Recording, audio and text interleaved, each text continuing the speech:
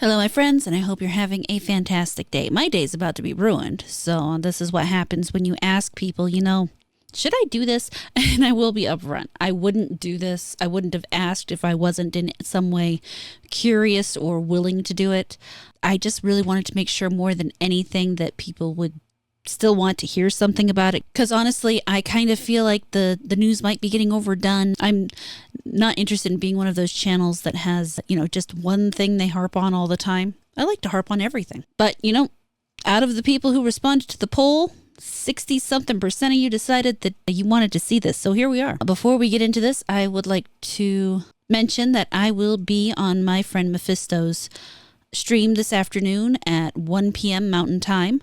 We are going to be basically talking about the movie Cabin in the Woods. It's usually a really good time. We chit chat and play a couple movie-based games, but it's a fun movie podcast. The link will be down in the description if you're interested in popping over and hanging out. I always have a good time when I hang out with them. So that said, let's go ahead and get on with the main event. Events are weaving together quickly. The fate of the world shall be decided soon. So those things we saw come out of the Fade. Two ancient elven gods. They were horrific tyrants. The worst is still coming. Unless we stop them. Artifacts that have been dormant for centuries are awakening. Shut it down! I'm trying! I will say to this point, they're doing a really good job of showing you short, choppy bits that don't actually give you a good view of what's going on. The dead stir more easily than they should. Oh my God, I hate that thing. Why? The cartoony... This looks like it's supposed to be some kind of fucking Pixar movie or something, not a goddamn dark fantasy game.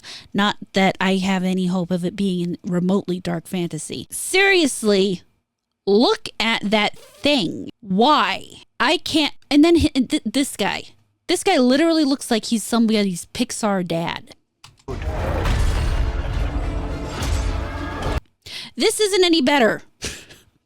What the hell? You're supposed to be afraid of it, but it's far too cartoony. Then you got these really goofy looking skeletons over here. What the... Oh my God. Okay. There! It's been feeding on the blight!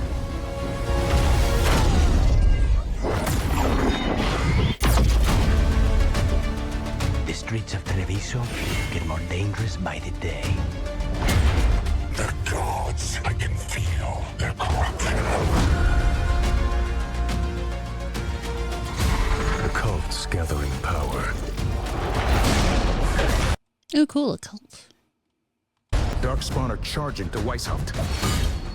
You're the only force that can stop this. But not if they burn your castle to the ground. Get down!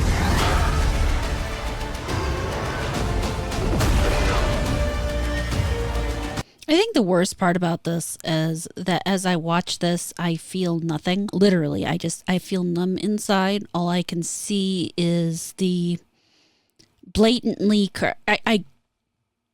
When I put out this poll, a lot of people were making comments about how they felt about it and how it looked darker. They toned down some of the brightness and made it look better. And I'm sorry, or no, I'm not sorry. This art style can't look better. It doesn't matter if you tone down the colors. It still looks like a cartoon and not a good cartoon. Like, you can have dark and gritty cartoons.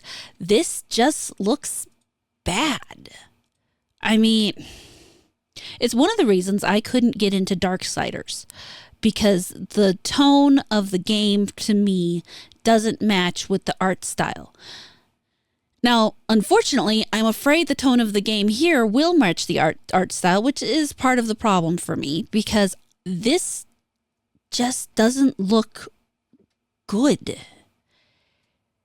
it's like I keep saying, it looks very Pixar-like. It's something that should be, you know, they should be dancing and singing and bullshit. That blood looks awful. I'm just saying. It looks terrible. It will not be easy. But you are this world's only hope.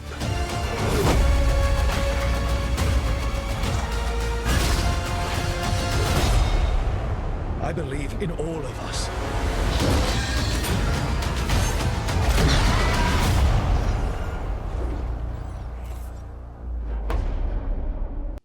Yeah, that's the biggest thing for me right now is as I watch this, I feel numb inside. I feel, well, not entirely numb. Nope, there's some sadness in there. Hold on, I had to look. There's a little bit of sadness in there and some frustration and a little bit of anger at this. I know some people will probably say, well, you're nitpicking, because yes, I am nitpicking.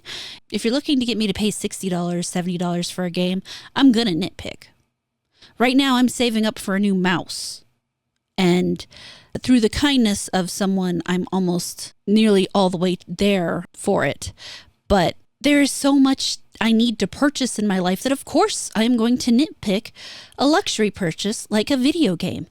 And no matter how much I love the original DragonAge series, this has I can't recognize this as part of that series. Yes, the art style's changed. Yes, the battles changed. Yes, all that other stuff.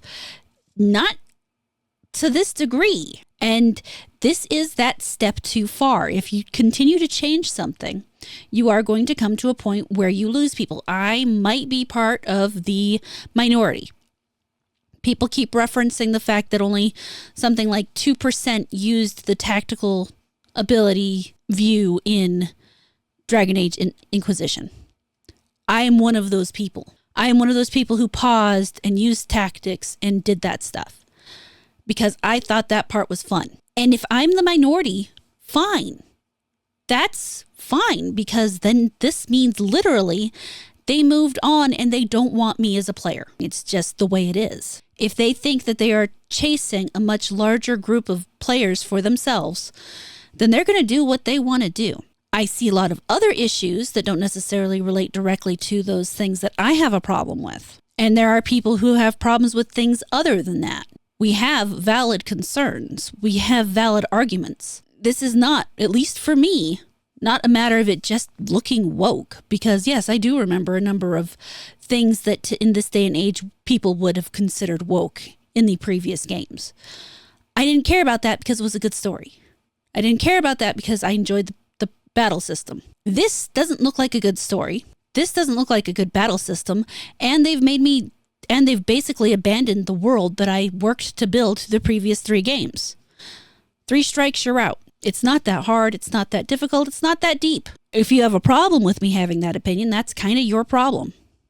And that's the way it's always going to be. That it makes me, and of course, the more I sit in the thought of the game, the angrier I get. It just kind of bubbles inside me, and I go, you know, there are so many things that looking at the previous games that could have been done, so many what ifs or could have beens, and this is the way they decided to go. Of course, I have to reach that point inside myself where I basically just say, okay, cool, they moved on. I have to find something else to do.